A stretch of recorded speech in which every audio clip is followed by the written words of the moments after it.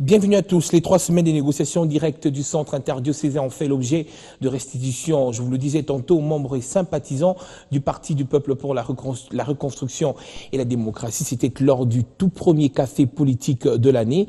Les enjeux à court et à long terme des clauses du 31 décembre ont été expliqués à l'auditoire. Accord politique global et inclusif du centre interdiocésain. C'est le thème du tout premier numéro du café politique du Parti du Peuple pour la reconstruction et la démocratie de l'année 2017.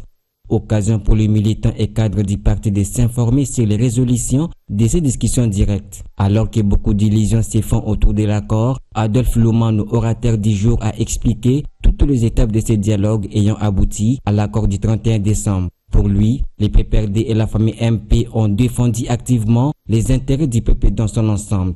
Nous avons répondu aux assignations du peuple et comme c'est le parti du peuple, donc nous avons également répondu aux assignations du parti et de son autorité morale.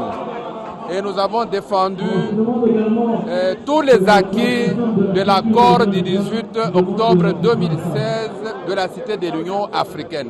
Parce que ce sont des débats qui se sont déroulés dans le cadre du respect de la Constitution et des lois de la République. De son côté, le secrétaire général du parti, Henri Mova, lance un appel à la vigilance tout en luttant contre des pressions psychologiques tant sur le plan interne qu'externe. C'est ici la cuisine au sein de laquelle nous essayons de mijoter toutes ces sauces qui permettent au PPRD de tenir le haut du pavé.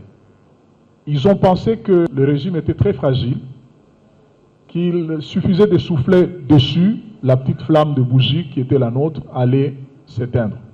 Vous avez apporté la preuve contraire. Donc, vous êtes en train d'écrire l'histoire politique de ce pays de cette manière-là, en démontrant au monde entier que le président Kabila a bel et bien le soutien de son peuple. Les partis qui comptent consolider en 2017 son leadership à travers des stratégies politiques invitent tous les militants à soutenir davantage son autorité morale Joseph Kabila.